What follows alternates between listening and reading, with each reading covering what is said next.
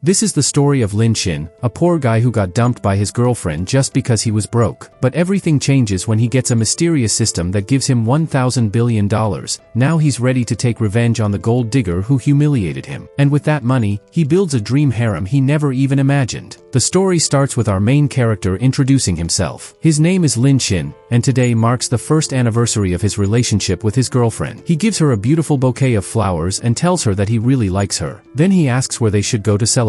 But she casually calls him by name and tells him they've broken up. Lin is shocked and asks her not to leave him. Just then, a man in a luxury car shows up. Without even getting out of the car, the guy wishes Lin's ex a happy birthday and says he's sorry for being a little late. She walks over to the man and tells him he took too long, and that she had to waste time with Lin. The man tells her not to worry and says he'll take her to a fancy restaurant and also get her a gift. He then looks at Lin and says that if you want to win a girl, you need money, and asks Lin if he's ever looked at himself and wondered if it's worth it. Then they drive off together. Lin is left alone on the street, while people around start whispering about him. They realize it's Lin Xin, the guy known in school for trying too hard to please his girlfriend. He wakes up early, works hard all day, and even takes part-time jobs just to save money for her. People laugh, saying that even after all his efforts, a rich guy won her over in just a few days, just because he had money. Feeling crushed, Lin wonders why this happened. Is it really just because he's not rich? Was he just fooling himself all this time? He's filled with anger and frustration and says he'll never give his heart so easily again. Suddenly, a sound and a voice grab his attention. A screen appears, and the voice says it's activating the Divine Tycoon counterattack system and linking him to it. A bunch of stats pop up on the screen, but the most eye-catching thing is his spending limit. It says he has billions of dragon coins. Lin is shocked and starts wondering what all this means and why there's a system. Then, a gold card appears. The system tells him that there's a fortune worth billions, and he can spend freely. It also explains that any money the top 1% spends will be added to his personal wealth. He asks if he can really use all those coins without limits. The system confirms, but says there's a catch. Those counterattack coins can only be spent on counterattack events and on women. For any other personal use, he'll need to use his own wealth. Lin checks and sees he only has 138 coins in personal wealth, so he decides he'll spend the counterattack coins to grow it. He stands up, no longer upset, and confidently says that his counterattack starts now. In his mind, he thinks he first needs someone to test it on. He sees a crowd outside a store, and then he spots a girl, Luo Yashi, who's the roommate of his ex. The system immediately reacts, saying it has detected a woman with high charm who can start a counterattack mission. A screen opens up, explaining that if Luo Yashi's affection level for Lin goes above 90%, then 10% of the counterattack coins he spent on her will be added back to his personal wealth. And if it goes over 100%, her relationship with Lin will change, giving him the upper hand. But deep down, we know that trying to own someone like that just isn't cool. Our main character walks up to Yashi and asks if he can talk to her for a second. At this point, their relationship level is around 20%. Yashi looks at him and asks if he's Lin Xin, then guesses that he's here because of Lui Cheng. She tells him to just forget it and says he should give up. After all, Lui Cheng now has a richer boyfriend. Lin Xin laughs and says she's got it all wrong. He just wants to invite her for a cup of milk tea. In his mind, though, he's thinking this is his first trial run with her. Yashi asks if he's seriously inviting her for milk tea. She makes it clear that they aren't that close and reminds him that this place doesn't sell regular milk tea. She tells him to check the price carefully, because one cup here costs more than what he probably spends on 10 days of food. Then she asks if he can even afford it. People standing in line start getting impatient, telling him to hurry up and buy it already so they don't have to wait any longer. Lin Xin politely asks them to relax and wait a little while he places his order. He walks up to the counter and asks the worker how many cups of milk tea are left. She says there are still 180 cups. Lin Xin says that's perfect, he'll buy them all and treat everyone there to a drink, saying it's a gift from Luo Yashi. Everyone is surprised. Yashi is shocked too, thinking that all those cups must cost tens of thousands of yuan. She tells Lin Xin to think it through and not get himself in trouble. But he ignores her and tells the cashier to swipe the card. The payment of 39,800 yuan goes through successfully. Lin Xin tells the worker to pack the drinks quickly so people don't have to wait. The employee nods and gets to work. People around them are impressed and start saying things like, "Wow, he really bought it," and "This is amazing." Some even wonder if Lin Xin is interested in Yashi now. Because of this, Yashi's affection level goes up by 1%. Lin Xin then tells her he needs a small favor and asks if she can help him. She asks, "What do you want me to do? Help you spend money?" We switch scenes to a fancy mall. Inside one of the high-end stores are the same two people who humiliated Lin Xin earlier. The guy tells Lui Cheng that he's been wanting to buy her this designer bag for a while, but his mom said he spends too much money and already spent enough today. So, he asks if they can go eat first and buy the bag later. Lui Cheng looks a little disappointed, thinking to herself that the gift gifts she got today don't even come close to the price of that bag. But she knows that to marry into a rich family, she has to play it smart and stay patient. Suddenly, she hears a familiar voice. It's her roommate, Luo Yashi. Yashi is asking Lin Xin what he thinks of the bag. She tells him it's a limited edition piece, worth 380,000 yuan. She says she was planning to buy it and asks if he minds. Lin Xin takes a moment to think about it. Meanwhile, Lu Yicheng, who's been watching from a distance, is confused and wonders why Lin Xin and Yashi are there. Then she assumes that Lin Xin must still be chasing her and can't move on. She tells herself that he's probably trying to make her jealous. Lu Yicheng walks over and asks if he hasn't given up yet. She reminds him that they've broken up and says he's being annoying. But Lin Xin calmly says he's not there for her. He's just helping someone else buy a bag. Lu Yicheng snaps back, asking if he really expects her to believe he's in Hermes just to help someone buy a bag. She accuses him of trying to look richer than he is. Just then, the system sends a notification, starting a new counterattack mission. A window pops up showing similar stats to the last one with Yashi. The reward? Changing the power dynamic between Lin Xin and the new target. Our protagonist tells Lu Yicheng that since they've already broken up, he's free to go wherever he wants, and that's exactly what he's doing. He says he doesn't need her telling him what to do anymore and asks if she still thinks he's the same guy as before. She laughs and says, "What? Did you get rich in just a few hours? Nobody's going to believe that." Then the guy next to her mocks him too, saying if he's really that confident, he should go ahead and buy the bag. Our protagonist simply says, "Let me think about it." They keep making fun of him, saying he obviously can't afford it and should just give up already. But then, Lin Xin surprises everyone. He says that just buying one bag isn't enough. He turns to the store manager and asks if she can do him a favor, to pack everything in the store because he's going to buy it all. Everyone in the store is completely shocked and stares in disbelief. Soon, a few friendly employees approach and politely inform him that the total comes to 11.32 million yen. The same guy who was mocking him starts laughing again and jokes that if Lin Xin really pays that much, he'll do a backflip while eating something nasty. In the background, Lu Yicheng says Lin Xin must be crazy.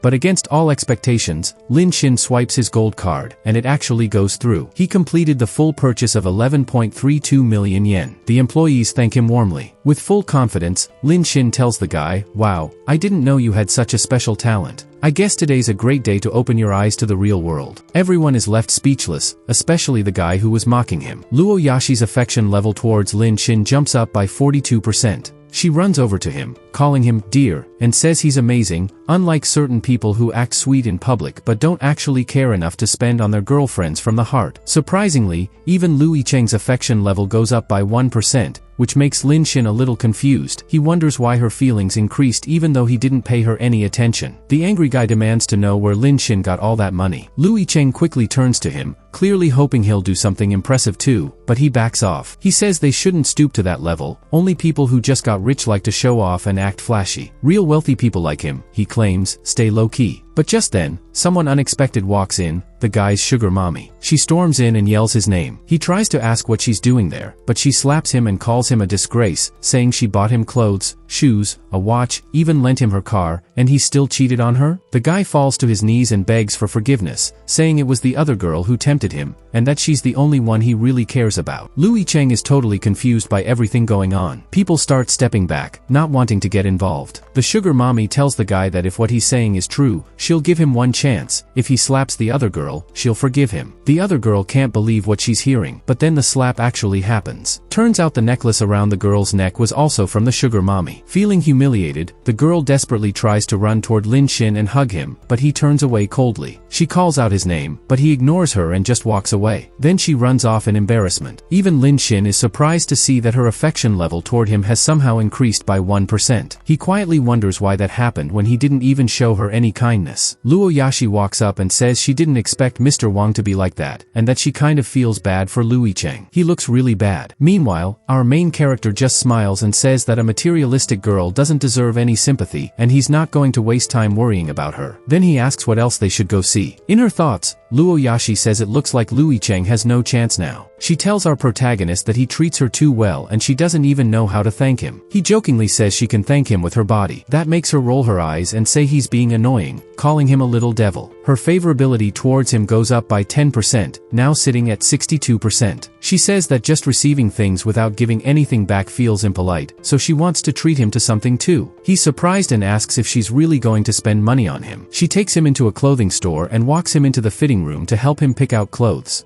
One of the employees tries to stop them, but they ignore her. Looking at his reflection, she says it's no wonder people used to look down on him. He didn't even try to dress up. Later, she goes to the counter and says she'll take those items. The main character steps out of the fitting room wearing his new clothes, and the girls in the store are shocked by how good he looks. Luo Yashi's favorability increases by another 10%, now at 72%. In her mind, she thinks she didn't expect him to be this handsome. He's like a hidden gem. If Lui Cheng doesn't want him, she might as well keep him for herself. Looking at himself in the mirror, our main character says he can't believe how handsome he looks now. But he also jokes that spending this much makes him feel like a loyal puppy. Luo Yashi just spent 7 to 8,000 yuan on him, so did she actually buy those clothes for real? The scene shifts to the girls' dorm. Yashi walks in and sees Lui Cheng drying her hair. Yashi asks if she's okay. Lui Cheng says not to worry, she's fine now, and she's thankful to the main character. If it weren't for him, she'd still be fooled by Wang. Yashi agrees, saying it's all thanks to Lin Xin, and warns her to be more careful in the future and not date people like that again. Then, Yashi asks what she should do with the bag, and Lui Cheng says Lin Xin bought it for her, so she should keep it. Yashi gets excited and hugs her, saying she was worried Lui Cheng might be upset. But Lui Cheng says, of course not, they're good friends. Still, in her thoughts, Lui Cheng admits she's been with Lin Xin for several years, and that kind of bond doesn't just disappear. Meanwhile, Yashi is thinking that Lui Cheng was blind not to realize how amazing he was, and now he belongs to her. The scene changes to the boys' dorm. Our main character thinks back to the whole day spent with that girl and hopes he won't have to do that again. He feels like he was spending money just to impress her, like a pet dog. Just then, a group of boys walks down the stairs. One of them, Wang Jin, seems to be the popular guy. He laughs and teases our main character, saying he probably spent way too much on that outfit. The other boys think the clothes must be knockoffs and that he's pretending to be rich. One guy walks up, puts his arm around the main character's neck, and calls him Little Lin Xin. He tells him to keep his spirits up. He says that in his opinion, Lin Xin spent all that money trying to win over Lui Cheng, but it didn't work. He suggests it would have been better to spend that money sending gifts in a live stream room, where at least the female streamer would treat him well and maybe even say sweet things to him. But he quickly adds that those gifts are expensive, and a guy like Lin Xin probably can't afford them anyway. He should stick to the cheap stuff. Just then, someone says that the popular streamer, Goddess of Tea, is live. That gets our main character excited. He says he was planning to visit her stream and send a bunch of gifts too, thanks the guy for the tip, and rushes off. The guys see him leave and just keep joking around. One of them says it's getting boring and he'd rather go watch a live stream. Now the scene shifts to our main character in his room. He's lying down, downloading an app to watch live broadcasts. For his username, he decides to call himself Poor But Rich, since it's his first time using the app. He opens the app and starts scrolling through the list of streamers. He wonders why there's only one leaderboard and none of the girls are currently live. Then he remembers the name that the guys mentioned earlier. He searches for it and finds her stream room. When he sees her, he gets a little excited and says she looks energetic. He also wonders if he can start a counterattack mission just by watching the stream. Right then, the system pops up and explains a few things. First, it says the person you're targeting for a counterattack must have a beauty score of at least 80, or the mission won't activate. Second, filters used during live streams can affect how someone looks, so it's hard to judge perfectly unless you've seen them in real life, but it's still possible. The main character says the system seems to know what it's doing. He figures this girl probably has a high score anyway, so there shouldn't be a problem. Then he says it doesn't matter, since he's got more money than he can spend. Just then, a well-known viewer in the stream donates a huge gift. The girl thanks him and the chat comments that it's no surprise. He's always at the top of the leaderboard and usually drops something like 10,000 gold coins. His name is Su Zhao, and he's already at level 24 on the app. Our main character also notices that his older dorm mate, the guy from earlier on the stairs, is in the chat too. He sees that this guy follows everything Su Zhao does and basically acts like his sidekick. So, our main character, still using the name Poor But Rich, types in the chat and asks what it takes to be number one. Does he need to buy branded stuff or just send tons of gifts? Su Zhao just replies with, while the older dorm mate gets upset and asks who he thinks he is for jumping into their conversation. Su Zhao, clearly annoyed, tells the streamer, Cha-Cha, to kick him out. Cha-Cha is already nervous because a gift battle, called a PK, is about to begin between her and another streamer named Shuang Chuang. In her mind, she's thinking she still needs Su Zhao's help, and this random new guy has never even sent a gift before. She thinks he's being too bold for speaking up and tells her moderator to remove him. Our main character gets kicked from the room and just shrugs it off, saying he'll go enjoy Shuang's stream instead. As the PK starts, the two streamers go head-to-head to see who can get more valuable gifts. Meanwhile, our main character watches and says to Shuang not to worry, kind of teasing her, because he already knows the other girl doesn't stand a chance. She replies that it doesn't matter, she has the #1 supporter on the leaderboard and her numbers are strong too. She tells them to just start the match already. The PK battle begins, and at first, the gifts and points start going in favor of Cha-Cha. As the event is about to end, people in the chat start teasing her. They tell her she should do the punishment and that Shuang Shuang and her sidekick Yin Wang should start dancing. They say she was being too full of herself earlier and now it's time for her to accept the loss. With a defeated look, she says it's fine. But just then, a notification pops up. Our main character,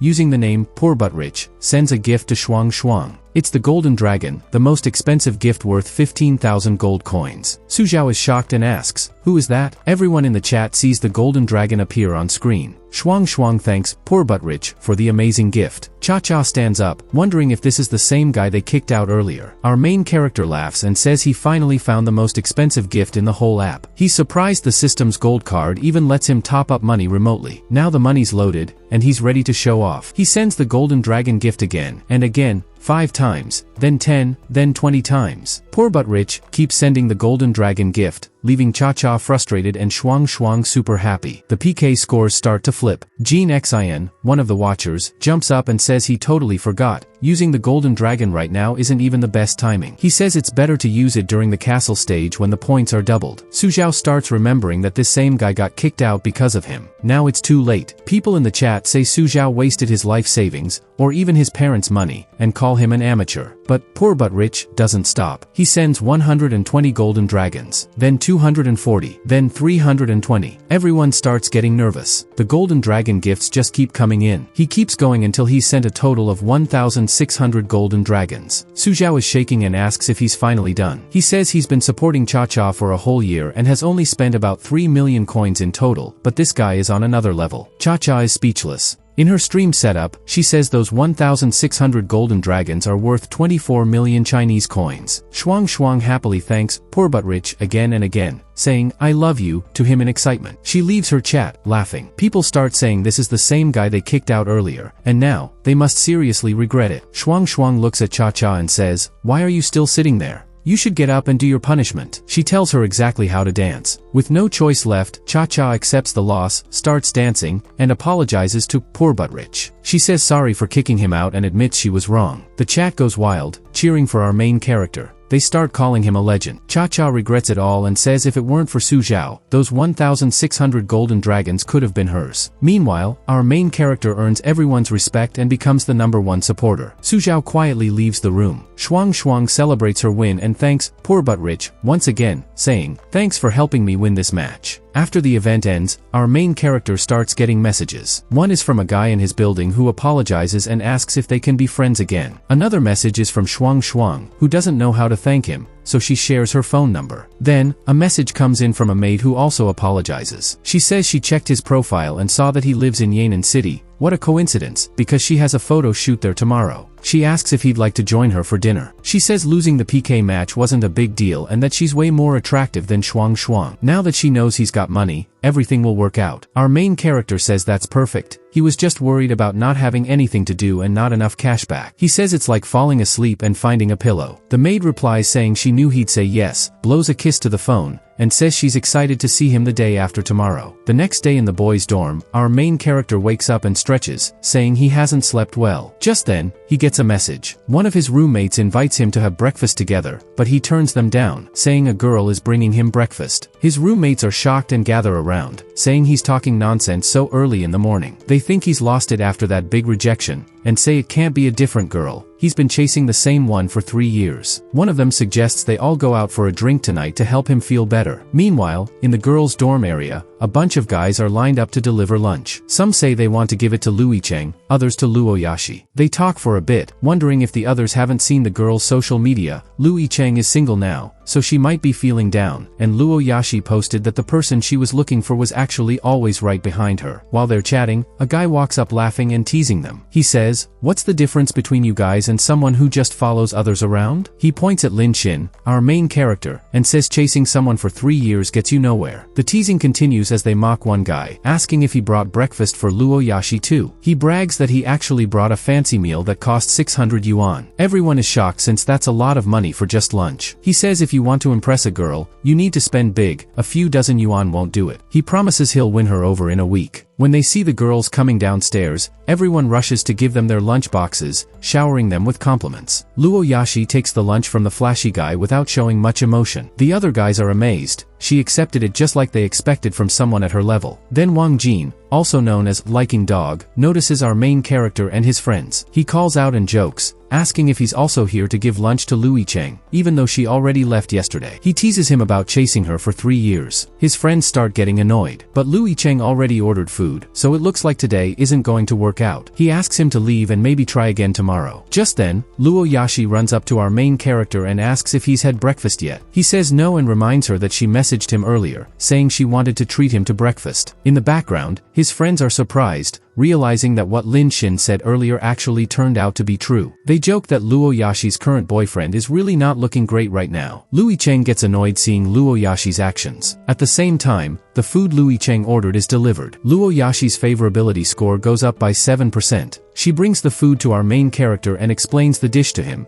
including how it was made and how pricey it is. Lin Xin looks pretty happy and can't believe she actually brought him breakfast. But before anything more happens, Louis Cheng jumps in and shows off her breakfast too. She tells him that she made a mistake yesterday and asks him to give her another chance. She reminds him of the past 3 years she spent bringing him breakfast, saying she was just too naive back then. She says she was tricked and asks if he can forgive her. Our main character gives her a look like, seriously? He thinks to himself that she's doing the same thing again. Every time she lets him down and he tries to move on, she suddenly wants to comfort him just like before. But once he gives in and starts caring again, she pulls away. Not this time. He walks off and tells her not to stand too close to him. He doesn't want her fanboys to feel awkward. Luo Yashi smiles to herself, thinking it's kind of funny that he just rejected Louis Cheng. Her usual trick didn't work this time. Maybe it's because of her. But Louis Cheng sees it differently. She thinks he still likes her and only said that to protect his image. She's convinced he still has feelings for her. Lin Xin, watching all of this, is stunned. He wonders how both girls suddenly started liking him even more at the same time. Meanwhile, the background characters are totally confused. They ask why Louis Cheng and Luo Yashi are fighting over someone like Lin Xin. The two girls sit next to him and start treating him like a king, even feeding him bite by bite. The side characters are shocked, asking what gives Lin Xin the right to be the center of all this attention. Lin Xin just smiles confidently and says, "That's life," adding that he's just glad someone's feeding him since he was tapping his phone over 1,600 times last night and now his finger feels numb. Cha-Cha asks if his hand hurts and offers to take a look. While that's happening, Luo Yashi keeps trying to feed him. To the people watching, it's a scene that sparks nothing but jealousy. Wang Jin can't handle it anymore. Luo Yashi asks Lin Xin how the food is. He says it's good but adds that he's not really a fan of the deep red color. She's confused and says the macaroni is more of a pink shade. Then she teases him, saying maybe the color will change later. This annoys Louis Cheng, who tells her not to mess with Lin Xin. But Luo Yashi jokes around again, which causes Wang Jin to get so worked up he ends up making a scene. While they're taking him to the hospital, someone snaps a photo and posts it on the campus website. The news spreads fast, and soon everyone's talking about it. People also start mentioning how Lin Xin supposedly tapped his phone 1,600 times yesterday. The story about the livestream where a poor user with money donated 1,600 gold coins becomes the talk of the day. Soon, the forum on campus picks it up too, and when Lin Xin sees how exaggerated the posts are, he decides to leave quietly. He walks away, leaving the two girls behind, who end up blaming each other for making such a big scene and causing him to run off. Trying to avoid the reporters on campus, Lin Xin hides, but then he gets a message from the streamer Cha-Cha. She tells him that she'll be arriving at Yangchang Airport at 7:30 p.m. and asks if he's coming to pick her up. He replies that he's been working hard to grow his income tools and is excited to finally meet her in person. The scene shifts to the airport. Lin Xin says she told him she already got off the plane, but he still can't see her anywhere. He hopes she's not one of those streamers who uses so much makeup that she looks totally different in real life. Then, he notices a little scene happening nearby. A man is trying to take someone with him. When Lin Xin looks closely, he realizes it's Cha-Cha. He walks up and tells the guy he needs better glasses if he can't tell. Cha-Cha clearly doesn't want to go. The man gets annoyed and asks who Lin Xin even is. Cha-Cha then lights up and says, "Wait, are you Brother Spender?" She recognizes him because his clothes match what he described in his message. When the man realizes it's actually Mr. Spender, he quickly apologizes. Cha-Cha says she's glad Lin Xin showed up because that man just showed up and tried to take her to his car, even though she doesn't know him at all. She thinks to herself that the guy probably sent her a few gifts and now thinks he owns her. Cha-Cha looks at Lin Xin and says she always imagined Mr. Spender as a successful businessman in his 40s, and she's surprised to see someone so young and good-looking. Lin Xin smiles and says she can just call him Lin Xin, and that he didn't expect her to look even better in real life than she did in her streams. Cha-Cha says brother Lin Xin really knows how to talk. Just then, a system notification appears. His counterattack mission has officially started, and Cha-Cha's affection level is currently at 30%. Suddenly, another man walks up and greets Cha-Cha, asking why she came here. He introduces himself as Mr. Zhao and points to Lin Xin, asking who he is. Cha-Cha says that's Brother Spender, the poor user with money, who's been supporting her. Mr. Zhao looks surprised and says he didn't expect Brother Spender to be so young, especially since he became famous from just one game. He says if he had known Mr. Spender was coming, he wouldn't have shown up in his modest car, which is still worth over 5 million yuan. Trying not to feel awkward, he then asks what kind of ride Mr. Spender came in. Lin Xin simply says, "My small electric scooter." Mr. Zhao is surprised but quickly plays along, saying, "That's cool. But,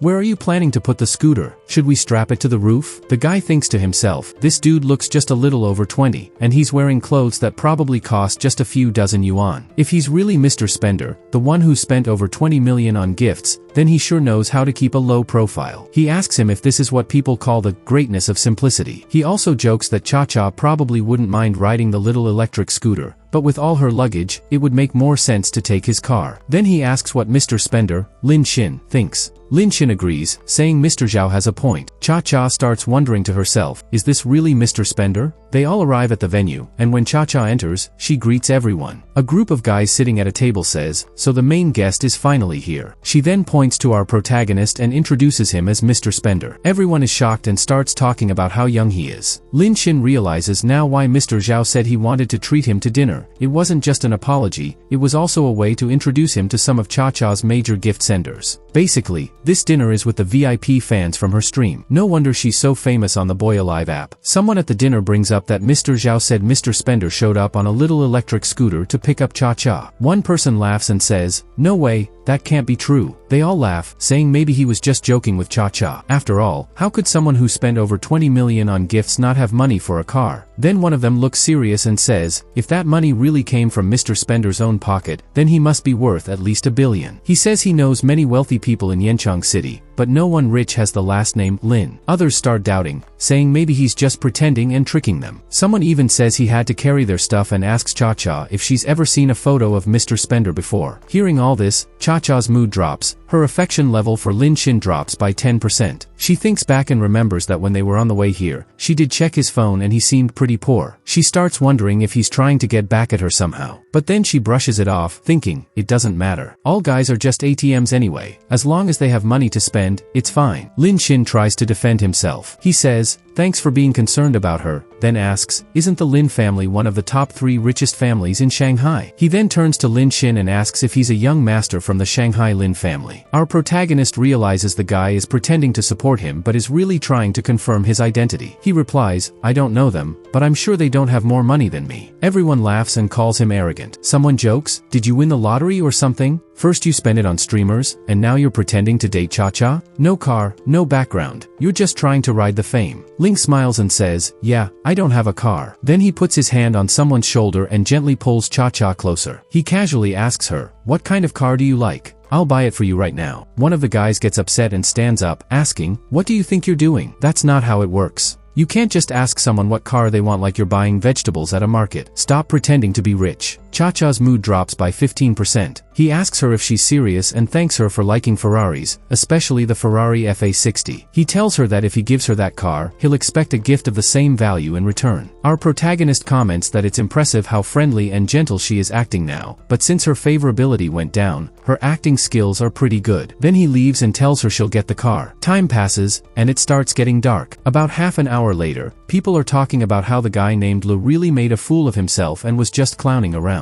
Someone suggests going to sing karaoke, and Cha-Cha replies. Deep down, she still thinks Lin Xin might be a scammer. She had a little hope for him, but suddenly, a bright light filled the room, making everyone squint. It turns out our protagonist showed up with a whole bunch of sports cars, and they're worth a lot. Everyone is shocked to see this. Lin Xin apologizes and tells the group that it's a bit embarrassing because even their multi-million yen sports cars can't leave because of the blockade. Mr. New, who seems very excited, says Cha-Cha told him she wanted to buy a sports car, so he brought all of these so she could pick them. Mr. Nu explains that attentive service is key when selling sports cars. Plus, Lin Xin's wealth has been confirmed through his credit card. The businessmen are surprised. One says that to get verified with a black diamond card, you need at least 1 billion yen in assets. Then he asks if maybe this whole thing is fake, like he rented the cars just to pretend. Another person says no, that he knows Mr. Nu and that Mr. Nu only acts so respectful because Lin Xin is really rich. Our protagonist tells Cha-Cha that it's good she's here because he just found out the Ferrari FA60 she wanted only costs about 15 million yen. He says that's too cheap and that he can't just give her something like that. Cha-Cha is surprised and can't believe it's that affordable. He says Mr. Nu told him people who like the Ferrari FA60 usually like the Ferrari LF even more. So, he let Mr. Nu decide for her, and Mr. Nu bought her the Ferrari LF. He spends 32 million yen on the transaction. Cha-Cha is shocked and says, "You really bought it?" She realizes she now owns a Ferrari LF worth over 30 million yen. The others are stunned because he spent 30 million yen all at once after being mocked just a little while ago. One person jokes that they're in trouble now. Someone else tells Mr. Zhao that our protagonist is causing problems because now they're questioning if he's lying. Mr. Nu asks our protagonist if that's the car he's going to give his girlfriend, and if he should buy one too. Our protagonist says no, that the most expensive car in the store is this one, but Cha-Cha is thinking about buying something even pricier. Mr. Nu says he's sorry to see him so disappointed. Then Cha-Cha turns to Lin Xin and thanks him, saying the Ferrari LF is really her dream car. He answers that it's no problem. He just has a lot of money and likes to spend it everywhere. Cha-Cha's affection for him goes up by 50%. She thinks, he didn't even ask me for a gift back, and he even gave me a way out.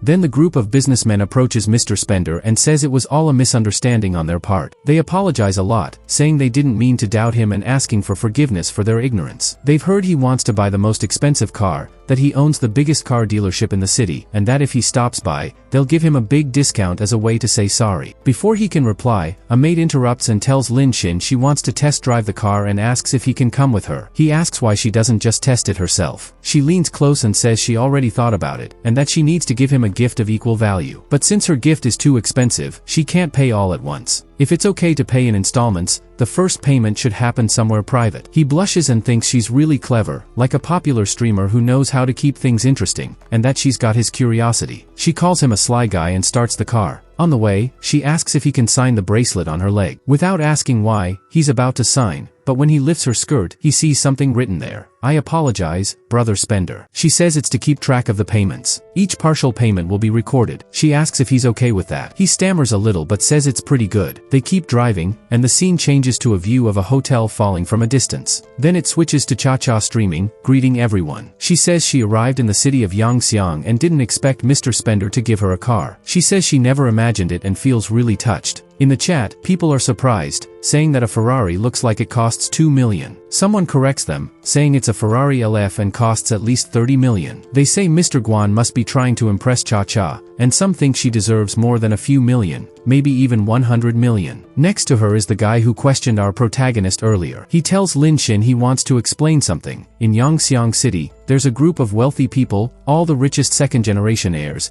and they all want to meet Mr. Spender. He says it's okay to include him in that group. Lin Xin thanks him and says he's really generous and kind. Suddenly, Lin Xin's phone rings. It's an old friend calling to say their former classmates are having a reunion tomorrow in Yangxiang City. He knows she's studying there now and asks if she wants to go. She says yes and will definitely attend. The friend adds that Yu Xian, who's now the star of the literature department at Yan'an University, will also be there. Our protagonist remembers that even though they were classmates in high school, they never really talked. All he knows is her family is rich. He says he'll be at the reunion for sure. The scene changes again. Our protagonist arrives on a fancy motorcycle and says this is the 5-star Mile Denk Hotel, which is really luxurious. A group of guys calls out to him, and he asks old man Lee where they can park. Lee says he's not sure because he came by rideshare. His old car broke down and he can't explain why. Then he remembers that someone messed with his motorcycle earlier when he was at that place. He thinks maybe it got accidentally damaged and that he might have to pay for the repairs. His partner overhears him mention Mr. Zhao, who is probably a delivery worker for a company called Zhao. Just then, someone shows up in a black Lamborghini, greeting all the students who are already there. They haven't seen each other in a long time. Before our protagonist can answer, someone laughs and says it's his fault because he forgot that the Mile Denk Hotel doesn't have parking for electric motorcycles. He was the one who picked the meeting spot spot but didn't think about friends who drive electric bikes. He promises he'll keep that in mind next time. A bellboy then welcomes him, calling him Master Fun. Everyone gathers around, saying his car really looks expensive. One person mentions that the Mile Denk Hotel is owned by the Aliana family. Surprised, they realize Fun is really rich. They knew he was wealthy, but didn't expect him to be this loaded. They start teasing him, saying that even though Fun has a lot of money, he's still humble and nice to Lin Xin. They joke that if others don't accept Lin Xin, at least they should accept him because of Fun. Our protagonist's a call from Luo Yashi, who asks where he is and if he wants to have dinner on Saturday. Lin Xin says he can't today because he's at a meeting with old high school classmates but suggests tomorrow instead. We learn that Luo Yashi only has a little over 2,000 yuan left and plans to spend it on dinner. She says tomorrow sounds good but won't be available for the next few days. Our protagonist gets suspicious and thinks that probably isn't true. He switches to a straightforward attitude and tells her okay, to take care of herself and drink enough hot water. Her affection level goes up by 2%. The system pops up and says Luo Yashi's attraction level increased to 91. The first phase of a counterattack is complete, and that Fun has spent 11,359 coins on her. He's been refunded 10%, which is 1,135 coins, directly back to his account. He thinks being direct worked, but he's only spent a small amount of money so far. He only has 1.13 million coins left and knows he needs to spend more to succeed with his counterattacks. The system opens his personal stats screen, which boosts all his attributes: strength, agility, endurance, and intelligence. He feels a warm, comforting energy spread through his body. He also gets a raffle ticket as a reward, which he plans to use later. Now he wonders if he can get a useful skill with just one try. The system says 3 random skills have appeared and asks him to pick one quickly. The choices are Cultural Arts Appreciation, 5-beam Whip Lightning, and Singing, Dancing, and Rapping. Our protagonist is disappointed. He says, "What kind of skills are these? They won't help me in daily life." He decides to forget about the skills for now and focus on the meeting. Besides, it's already time to buy a car, and he can't spend his counterattack coins on himself just yet. The scene changes to inside the building, and our protagonist walks in. He asks his friend if Yu Xian has arrived yet. Fan, the friend, says that when she gets there, our protagonist probably won't have much to do with her because Yu Xian is the top beauty in the literature department and comes from a pretty influential family. Our protagonist asks if Yu Xian's family is rich. Fan says it's no surprise if he didn't know. Her family is well known in literary circles and has very strict rules, which is why she's so low-key. Fan adds that he just found out her family recently opened the city museum. One of the others there comments that Lin Xin and Yu Xian don't come from the same social circle and jokes that only brother Fan could ever date her. Our protagonist notices someone coming in. It's Yu Xian. She apologizes for being late because of heavy traffic. Lin Xin thinks she's like a flower, so beautiful even without makeup. The system pops up and gives her an appearance score of 94 points, which surprises him because she always looks amazing. Fan stands up and asks Yu Xian to sit next to him. Everyone's surprised by how beautiful she is. Our protagonist tells her there's a spot next to him, calls her by her name, and she sits down. She says it's been a long time since they last saw each other. He jokes that he thought he had forgotten her name, and she replies that she remembers all her classmates' names. Then the bat signal activates. The counterattack mission begins, showing Yu Xian's stats. Her current favorability is 0%. Our protagonist feels happy because he's off to a good start. Meanwhile, the classmates are shocked that Lin Xin actually asked the most popular girl to sit beside him. They can't believe it. One of them gets annoyed and calls Lin Xin brave for doing that. He turns to him and mockingly says he heard Lin Xin had a girlfriend he chased for 3 years, who was from the university, and asks why he didn't bring her to the reunion. Everyone's eager to meet her. Our protagonist says they broke up the day before yesterday. The guy is shocked and asks how that could be after chasing her for 3 years. He doesn't believe it and thinks Lin Xin is just saying that because he wants to go after Yu Xian. Some others jump in, saying Lin Xin is lying and only fooling the kids. They say his behavior is shameful and that they used to think he was honest, but now he's just a terrible guy. Lin Xin says he's just telling the truth, but all this gossip causes Yu Xian's favorability to drop by 1%, which our protagonist notices. Fan looks happy like he's accomplished something. Then he suddenly remembers and tells Yu Xian that she seems really interested in art and antiques. He mentions that he recently bought a late Botticelli painting called Maria from a collector in Shanghai. He asks if she'd like to see it. Yu Xian gets up to check out the painting, and while that's happening, Fan warns our protagonist to be clear about his own intentions. He says Lin Xin is just a nobody trying to get close to Yu Xian for some reason. Fan tells him that after graduation, he won't find a job in the city of Yayang. Then Fan leaves to go with Yu Xian. He tells her he doesn't know how much she'll like the painting but mentions there will be another auction in the city soon featuring works by the same artist. She tells him she didn't expect Renaissance artists to also interest him and asks if she can get a closer look at the painting. He says yes and invites her to come over so he can show it to her. Meanwhile, the egghead in the background thinks he's succeeded. He did a lot of research to figure out his interests and preferences, though he admits it's kind of boring. Then our main character shows up and tells Fan that he's also interested in paintings from that time and asks if they can look at it together. We see that the main character has picked the antique appreciation skill. Fan says sure, letting him go ahead but thinking he's just an idiot who will embarrass himself by trying. Yuxian wonders if he really likes Botticelli too. Fan asks if he'd like to share his opinion and show his perspective on the painting. Our protagonist says it's not quite right. At that moment, the system activates his cultural relic appreciation ability. He explains that in Botticelli's later works, the artist liked to use a technique called thin layering with glazes. This involved mixing small amounts of paint with lots of resin oil to create a semi-transparent effect. But in this painting, because of too much pigment, the transparency is limited. Botticelli also usually blurred the corners of the eyes to give a soft, delicate look, but in this painting, that technique seems forced. He concludes that, unfortunately, the Maria painting that Fan bought is actually a fake, a very high-quality copy. Fan looks shocked and a little dumbfounded but quickly regains confidence and says he probably tricked a bunch of inexperienced people who believed it. He admits he only learned a little about art appreciation from the internet. People nearby comment that Lin Xin should stop pretending he has the professional experience that Fan does. Fan's friend tells him not to talk too much.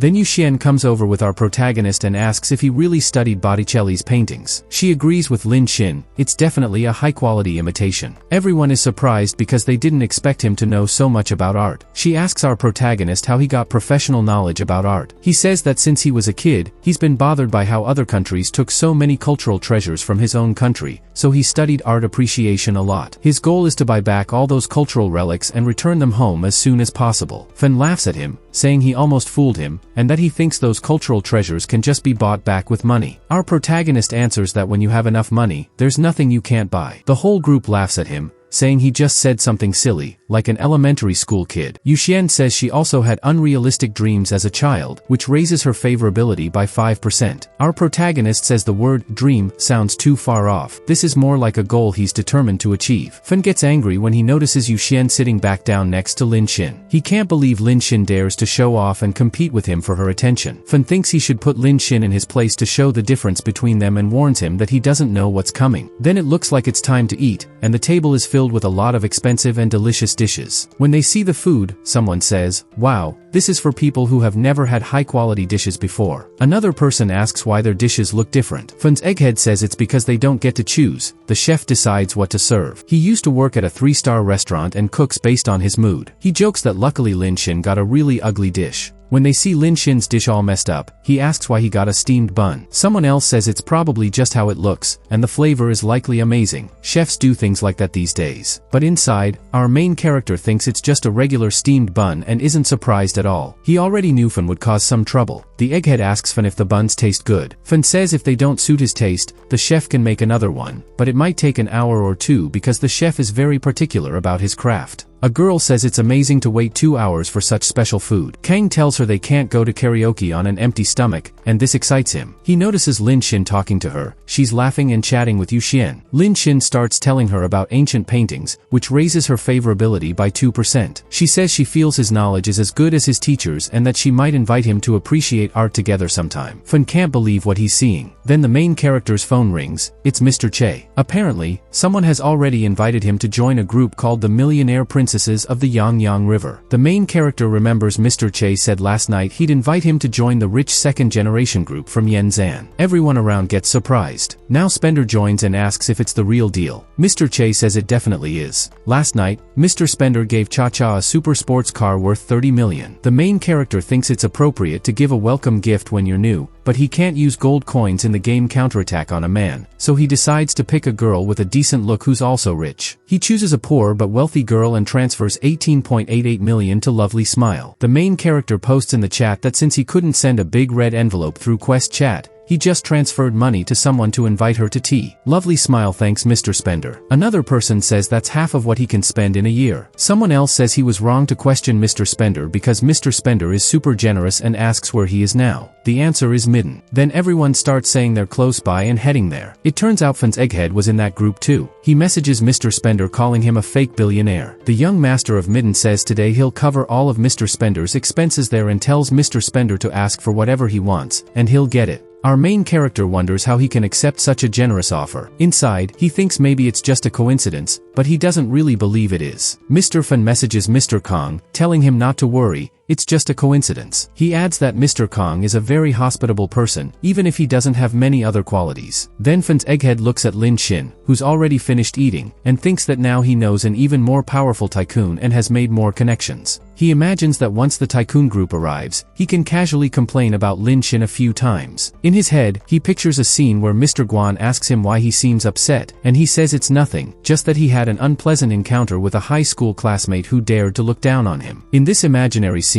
Mr. Spender would make sure Lin Shin gets what he deserves for messing with the respectable Mr. Fan. He thinks that once he gets close to Mr. Kong, he can show off his connections in front of Yu Xian and boast about it, kind of hitting 3 goals at once. He's feeling pretty clever. Then he stands up and says loudly that everyone has eaten enough, and now he'll take them upstairs to sing karaoke. He adds that he's also invited several top business tycoons from Yan'an City and tells everyone to get ready because they're about to meet high society. The scene changes to a hall where Fan's egghead starts welcoming the businessmen. The classmates say it feels like they're from completely different worlds. It's impressive that they're introducing such important people, and now they want to spend more time with Brother Fan. To impress Yu Xian, one of them introduces her to the group, but they already know her because her family is famous. They say they know her father. She's a little shy and quiet, just saying hello. They mention they'd heard Miss Yu was very beautiful, and it's true. At that moment, a waiter asks Fan if he should bring a bottle of wine his classmate wants to order, a Chateau Euro Rose Shirley. Fan is surprised and a bit annoyed and asks Lin Shin if he really wants that bottle. Others overhear and say Lin Shin must be crazy because that bottle probably costs tens of thousands of yen. Since Brother Fan is his old partner and is inviting them, Lin Shin is trying to take advantage of the situation by ordering such an expensive bottle. One friend tries to defend Lin Shin, saying it's just a misunderstanding and that he probably doesn't know how expensive the wine is. The main character says the wine, whatever it is, isn't a problem since someone is paying for it. Then a guy with a mischievous smile says if Lin Shin knows tycoons like this, he should enjoy it. The main character thinks this is a good chance, so he opens the bottle while his friends ask if he also knows rich people. Several ask how much the wine costs. One person says they don't know. Then Fan's egghead tells the main character that the wine costs 250,000 yen a bottle. Since it's already opened, it's too late to back out now. He jokes, sticking his tongue out, that if Lin Shin's friend can't pay, he'll have to work in the coal mines he owns to pay off the bill. His uncle owns a coal mine, so he could probably get him a job there. Our main character asks how much the wine costs, a bit disappointed, saying it seems like he doesn't really know much about wine. He thought the longer the name,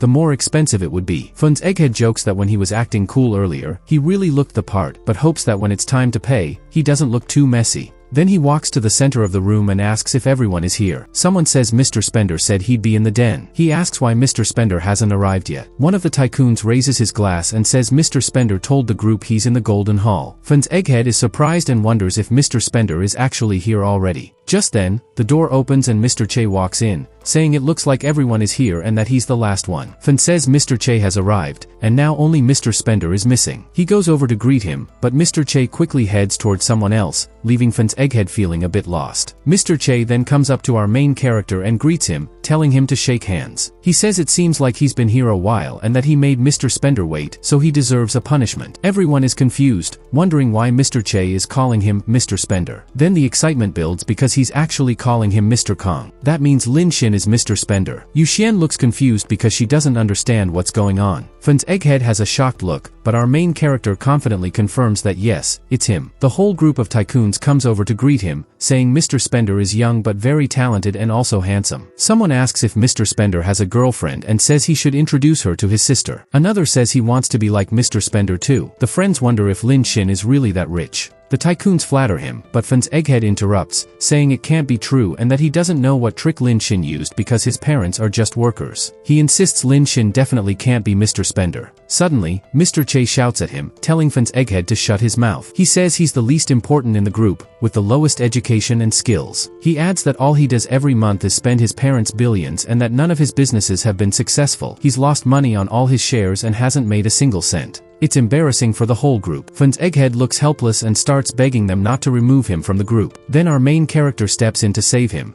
telling everyone not to worry because Mr. Fan said he'll cover all the expenses today. He tells the waiter to serve the most expensive drinks and give them to everyone until they're happy. Everyone starts celebrating and thanking Mr. Spender for being so generous and extravagant, which leaves Fan's egghead wondering what's going on. At the end of the night, everyone thanks Lin Xin and hopes to see each other again. Yu Xian says goodbye and says she's leaving first. The others are surprised when they see the car our main character's friend has. They say, wow, they're so rich but really low-key. Someone else admits they're jealous. Our main character notices that she's definitely someone from a rich family, raised in high society. Since she was little, she's never been surprised by her wealth or status, but that hasn't made him like her anymore. She's just really hard to impress. The excited guy thinks she'd be a perfect match to help him get richer and laughs like a total goof. Then Mr. comes up to our guy and asks if he's not interested in cars worth 30 or 40 million, because he found one that costs 80 million. Our main character says it looks great and that it's the right one. Mr. runs off, saying that's impressive, so quick and straightforward, and that he'll handle it right away. The friends around can see how powerful our main character is. He checks his balance and says he needs to work hard in his counterattacks to make more money. Later that night, when our protagonist comes back, he meets Lui Cheng waiting for him. She tells Lin Xin she's glad he's finally home. She's crying and explains that her dad had a sudden heart attack and is now in the hospital. They need 800,000 yuan for surgery, but they don't have the money right now. She asks if he can lend it to them. Our main character looks at her like, come on, it's been 3 years. Doesn't she know me better by now? He thinks she's used the sick family excuse like 5 times already, and now she's asking to borrow 800,000 yuan to buy luxury stuff. He's not giving her a penny. Lui Cheng gets angry and says Lin Xin has spent over 10 million on Luoyashi but won't give her 800,000 yuan. He tells her it's his money, and he can spend it however he wants and give it to whoever he wants. She has no right to control that. Lui Cheng asks if he's really that cold since it's been less than a week since they broke up. He replies that thanks to her, he finally had some happy days. She says she has a lunch date tomorrow and can't keep talking. Then she leaves, which drops her favorability by 20%. She tells Lin Xin he can't treat her like that. Our protagonist thinks that after how that guy treated her, he hoped she'd change, but he was wrong. If she loses affection, that's fine.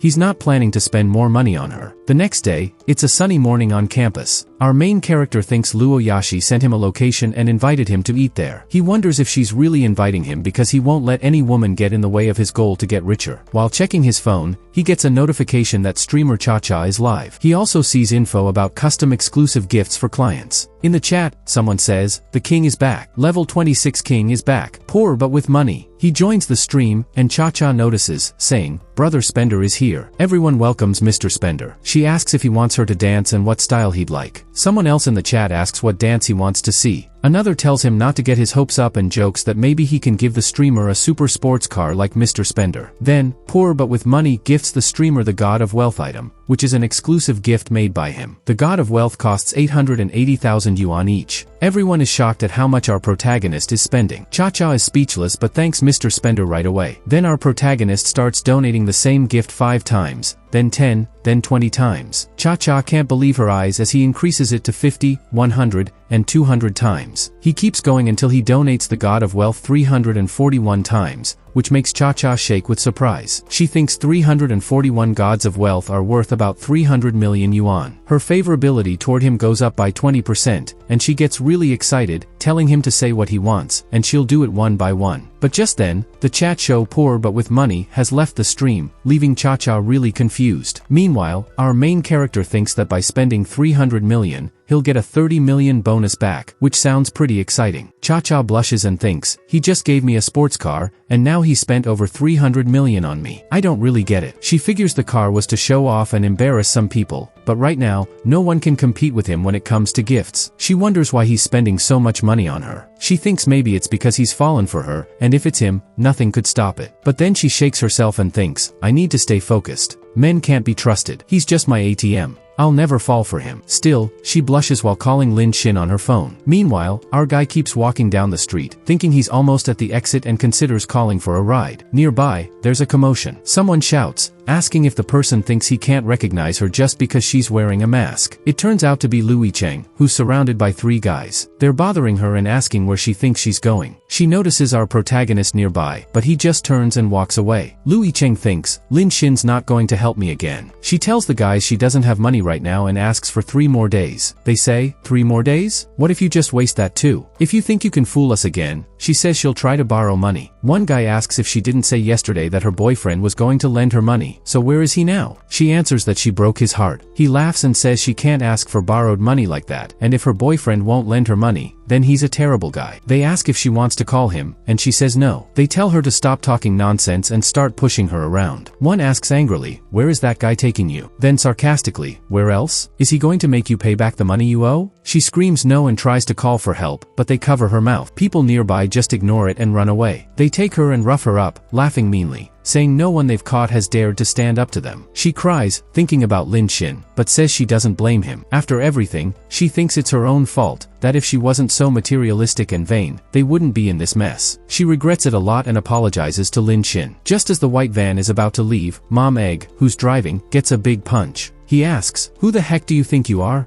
Our protagonist tells them all to get out of the car. He's smiling through tears while calling Lin Xin. His favorability goes up by 40%. Then, 2 other guys jump at him, saying this guy is asking for trouble. But our protagonist uses the power of money, pulling out big stacks of bills. He tells them to take the 800,000 yuan and get out. He looks at them with a serious glare. While they grab the money, they ask him if he's the boyfriend. He says no and asks where they got the idea that he would be. Then he tells them to just take the money and leave. The guy who got hit calls him ruthless and says he shouldn't think everything's over just by paying back the money, that he'll have to pay for what she made her classmates say. He says this while throwing Lu Yicheng to the ground, then quickly drives off. Lin Xin looks a bit upset. She lowers her head and apologizes to Lin Xin. He says if she truly understands her mistakes, then she shouldn't look for him again in the future. Despite everything, Lu Yicheng's favorability and affection toward Lin Xin go up by 10%. She cries and tells Lin Xin she knows she hasn't been up to his standards, but she promises to make up for the damage from the past 3 years with her actions. Then the scene changes. Our protagonist is in a car, and it seems like they're watching a live stream of Cha-Cha. The driver asks if he likes watching live streams too. He says yes, he usually watches and sometimes sends gifts. The driver says that's cool and mentions he's heard about Mr. Spender, the poor but rich guy who recently donated 300 million. Our protagonist says he's heard about that too. Then the car's system notifies the driver that the poor but rich guy just donated 100 million to a streamer again. The driver notices our protagonist watching a singing and dancing performance and thinks, this guy must be doing some daily check-ins to earn gifts to give away. He figures our protagonist is just a guy doing tasks on the app for gifts since he's never spent money on live streams before. The driver tells him not to blame him for interfering and says watching live streams is just for fun, but warns to be careful not to get tricked by the broadcasters. Our protagonist says okay. Then the notification pops up again. The mysterious, poor but rich billionaire donated another 100 million on the same stream. Our protagonist gets excited and says quickly, you should register for Wonderful Life. The driver is confused because the notifications keep coming. Poor but rich has donated yet another 100 million and is registering for Wonderful Life on the stream. The driver gets a little annoyed because our protagonist keeps shouting. He asks him to please drive more carefully. The driver drops him off at his destination but wonders if he could really be Mr. Spender. Our protagonist thinks it's annoying having to go on one date after another, but he's happy because this fortune of counterattack is endless. He's glad he spent another 300 million. It'll help spread his influence and build a big network. Sometimes, being greedy isn't a bad thing. He realizes this place is the Nanti neighborhood, right near Yan'an University City, where lots of students rent apartments and are the main shoppers. Prices here are pretty affordable. He heads to where Luo Yashi invited him to eat. She greets him warmly. Lin Xin blushes, but she pulls him inside, telling him to come on in. When our protagonist gets inside, he notices the place is really fancy. She asks if he likes it, meaning the house, and he says yes, but he's also thinking about how attractive she looks in her clothes. As they sit down to eat, she tells him she made the dishes herself. He says the food is good and that he didn't know she could cook. She's happy and says she's rented the place for a long time and usually stays there on weekends when she doesn't have classes. She also says he's the first guy to come to her rented place and the first to try her cooking. He asks if that's true and feels pretty honored. Then he notices lilac flowers on the balcony and asks if they're lilacs. She says yes, she likes their scent and bought a whole pot of them. Her thoughts reveal she heard this info from Lu Yicheng. Our protagonist starts to get suspicious and thinks Luo Yashi is acting a bit strange today. Maybe she's not materialistic and isn't trying to flatter him to get stuff? Since when does she cook and buy flowers? She seems so sweet and thoughtful. Then he puts his hand on his forehead,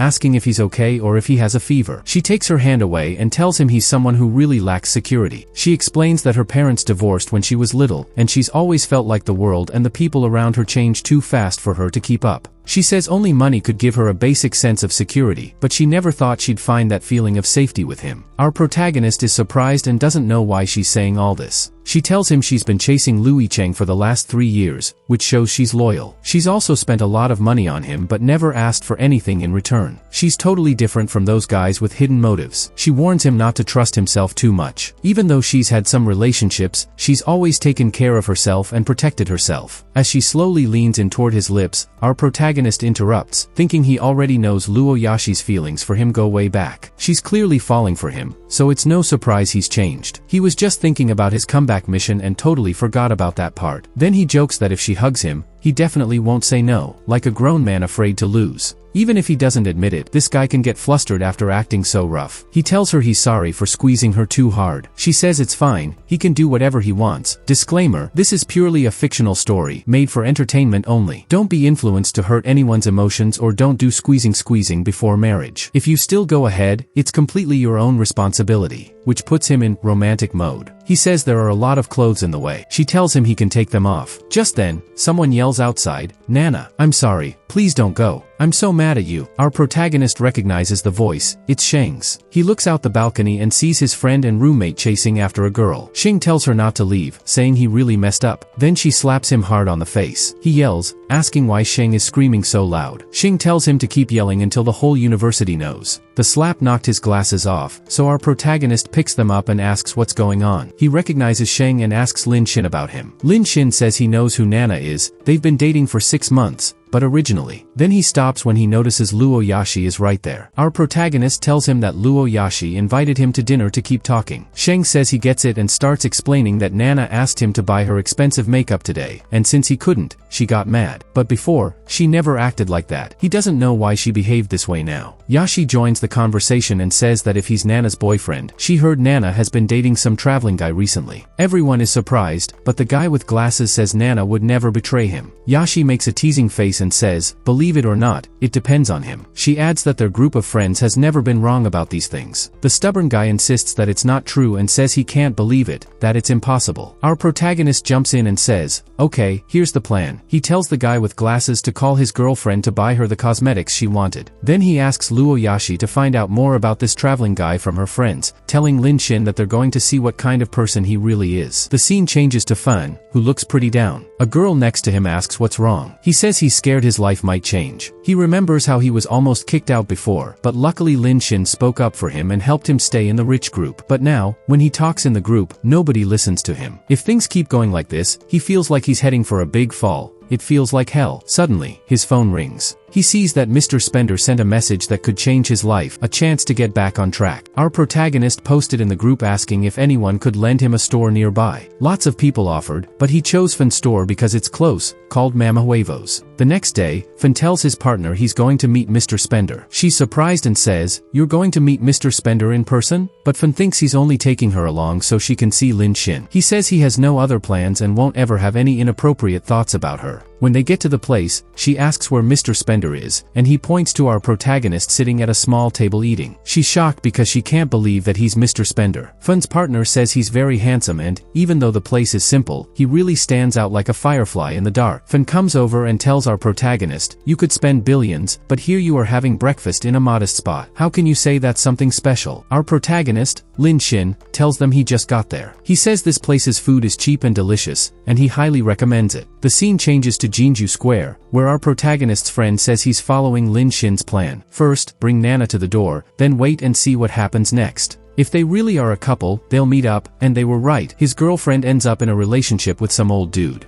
And the glasses guy will be shocked. He can't believe it's true. How could this happen? He angrily goes to confront Nana, thinking she's betrayed him with an older man. But then, the older man tells him, if he's Nana's boyfriend, he should leave because this is between Nana and him. And the older man laughs and mocks him, saying if I had the power, I could make the guy disappear. Then the older man calls a security guard, who comes over politely and asks what's going on. He says someone is causing a scene and ruining the store's atmosphere. The glasses guy looks scared. The guard asks him nicely to calm down. The guy insists he hasn't caused any trouble and that Nana is his girlfriend. Suddenly, Nana or maybe an ex-girlfriend interrupts, telling him not to say silly things because Mr. Chu is her boyfriend. The guy gets heartbroken and yells, asking why she's doing this. He says their 6-month relationship could be destroyed by some older guy who just showed up looking all flashy and cold. He asks if she doesn't understand that Mr. Chu is a VIP millionaire client, which is why he gets special treatment. She tells him how he could think she's his girlfriend, and says if he wants to be worthy, he should focus on his own future. If he can't understand that, then he's got problems. The older man tells the young guy that at his age, he shouldn't worry about romance but should focus on making money first. Then, when he's 40, he can have a 20-year-old girlfriend. He says he personally likes older women. The glasses guy looks intimidated. Just then, Fun arrives, parking his Lamborghini on the sidewalk. The older man seems to recognize the car and says Fun is the young master of the Meladon Hotel and also owns the plaza. He mentions they've done a lot of business together. The girl nearby, clearly impressed, says, "Wow, Brother Chu is so amazing." She's surprised Fun is here and thinks he wants to say hi. The older man agrees he probably will. But instead of greeting the older man, Fun goes straight to our protagonist's friend, hugs him, and calls him by name. He says if he's here to check on the shopping center's operation, he hopes he'll reconsider the investment this time, since he still has 2 other centers to develop. Fun says he hopes to work with him for a long time. The older man looks shocked, and the 2 guys standing there are surprised, wondering which glasses Fun might invest in. Then the girl with Fun says he's being annoying, telling our protagonist's friend that he made them wait again. She walks up to the glasses guy, holds his arm, and asks if he promised to buy her a new pulse bowl from brand B, especially now that the new spring collection is out. She wonders if he's really going to buy it. Then the glasses guy's ex-girlfriend says, "How come you're so rich but can't even afford to buy me some cosmetics?" The girl with purple hair teases him, asking if it's really worth it for Fun to spend money on her. Meanwhile, the glasses guy notices Lin Shin nearby and thinks these 2 people must have been brought in by Lin Shin to help him out. Lin ties up an egg and says seriously that he originally came to inspect how the mall was doing, but the presence of the heavyset guy messed up his inspection. He adds that this guy was bragging about being some VIP millionaire. Angry, Fun says, "Can you believe this fool is a VIP millionaire of the plaza, but he's totally ruining the business's image? Tell security to cancel his membership, kick him out, and make him pay a 2 million penalty for breaking the contract." The security guard says he'll do it right away. The heavy-set guy gets scared, thinking he's in big trouble now, all because of this woman. He's worried Mr. Fun's material business will take a serious hit. Mr. Shu, that's the glasses guy, tells Mr. Fun it was all a misunderstanding, that he really didn't know, and sincerely apologizes, asking if he can forgive and overlook it. Our protagonist's friend smirks and says, "Now I get why when he arrived, he smelled so bad and weird. Now I know it was that heavy-set guy." Fun tells the manager to put their faces on the blacklist so they'll never be allowed back into Jinju Plaza. The roles are reversed now, and the 2 troublemakers are begging for mercy. But Lenz just looks at them coldly and tells the old man to take care of his health because if he keeps talking like that at his age, he might never get up again. The heavy-set guy can't stand the shame and says his materials business is important too. He says if Mr. Fun doesn't want to cooperate, then fine, they won't cooperate either. He brags about having lots of connections. Just then, a bunch of sports cars and fancy valuables arrive. It's a group of tycoons who have come together, praising each other for showing up so fast. The heavy-set guy recognizes them and says, with a sour look, these are some of the biggest magnates in the city but wonders why they're all here. They join Fun and the protagonist's friend. One of them says, if anything, this is the young master talking to Fun, saying it's not fair how he keeps all the advantages to himself. Fun says it's an honor to help Lord Spender, but the real person in charge of this whole thing is, whoever he is, what's his name? He glares at the heavy-set guy. The heavy-set guy knows he's done for and has no hope left. After everything calms down, the glasses guy goes with our protagonist, thanking him a lot. The protagonist says it's no big deal, and the important thing is to let things out. Then he asks why he knows so many rich people. Lin Shin quickly explains they're people who go undercover and have many business interests, and sometimes they even do extra acting jobs. He says he's heading back to school and asks if the protagonist wants fried rice tonight. The protagonist agrees but says, no patties, please. Some businessmen watching say Mr. Spender is so secretive and mysterious, wondering what Mr. Spender is up to. They say it doesn't matter much because when Mr. Spender gets involved, there's always a deeper reason behind it. Meanwhile, a girl is watching the next target. Our protagonist thanks everyone for their support and invites them to eat a spicy meal, Ma Tank style. They happily agree, not knowing it's actually a bad tank. Fun comes over and says Mr. Spender sure knows how to joke. The guy says he's inviting them to his bar on the 7th floor of the shopping center. Lin Shin agrees, but inside he's thinking he's never been to a fancy bar before and wonders if it will be super expensive. They say it's great and that Mr. Spender will pay the whole bill. Cut to inside Jinju Plaza, where people say Mr. Spender had a lot of fun yesterday, spending over 100 million yen in just one day. After what Mr. Spender did, everyone feels like poor Mr. Che. Someone suspects Mr. Spender is the son of some rich guy who flies under the radar. A girl says she's definitely going to take advantage of this chance. One of the guys there asks the girl, her name's Jiang Xian, why she's so quiet and just drinking without saying anything. She says it's not that she doesn't want to help, but her project costs way too much and isn't working. Even the country's top tech experts can't fix the tough problems her project has. She asks if Jiang Xian really thinks she and her small team can pull it off. Then she asks why Jiang Xian is so set on starting her own business instead of humbling herself, going to her dad, or joining Mr. K's group.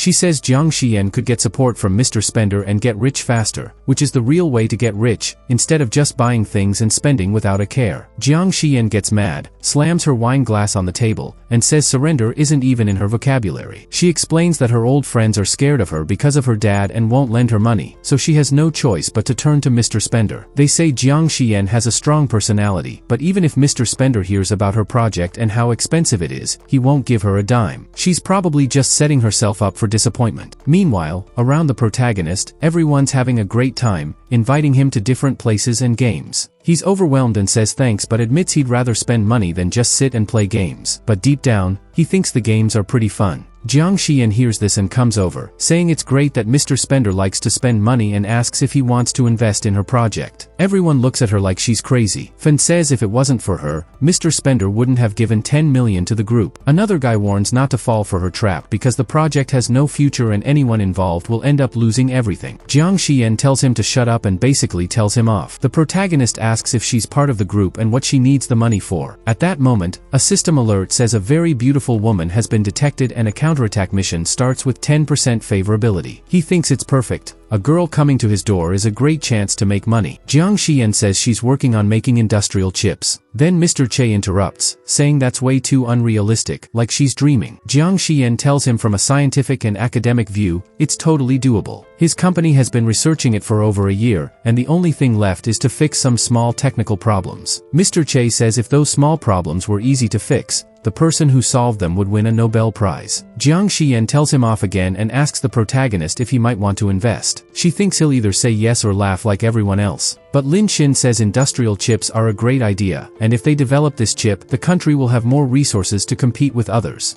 He's sure he's going to invest in the project, leaving everyone shocked. She asks if she's really going to go through with it, surprised. She also asks if she plans to look into the company a bit and if there's any chance the business will succeed, since the amount of money needed is huge. It's probably an investment that won't bring any profit. Our main guy says there's no need to check into it. He'll just transfer the money first and send over the contract. Then he says they'll start with 500 million. If she runs out, she just needs to let him know and he'll send more. He tells her not to worry if the project doesn't work out. He's just supporting her entrepreneurial spirit. Also, for some reason, she seems like a trustworthy person. He mentions that out of all the people, she's the only one who seriously talked about her dream, words that make Jiang Xian blush. Then she notices 500 million has landed in her account and thinks maybe he really believes she can do it. This increases their connection and favorability by 20%. Everyone else looks worried and says, that's just like Mr. Spender. One guy says 500 million is a lot, and if she wastes it carelessly, it will be gone in no time. Another asks if Mr. Spender has noticed that Jiang Xian is willing to spend so much just to see her smile. The protagonist has definitely taken advantage of him. Then the protagonist says he suddenly remembered something important and that they'll talk next time. He gives them some encouragement and leaves. Meanwhile, Jiang Xian looks at him warmly. Then the bar manager shows up and says the bill is 30,000 yen. He asks who's going to pay. The worried guy wonders if Spender said he was going to cover it, but then gets cut off. Someone warns him to be careful what he says because Spender can easily spend billions, and if he thinks he's going to run from a small bill like this, he's mistaken. A few 100,000 yen is nothing to Spender. Meanwhile, the protagonist can't believe the drinks were that expensive and that he doesn't have enough money to pay. Only a millionaire could afford something like that. Cut to Jiang Xian's house. She's exercising and talking to someone on a video call. The person asks if she really got the investment. She says yes. She still can't believe it. He was a different kind of guy. The person she's talking to is Yu Xian. She congratulates Jiang Xian and says she solved her biggest money problem.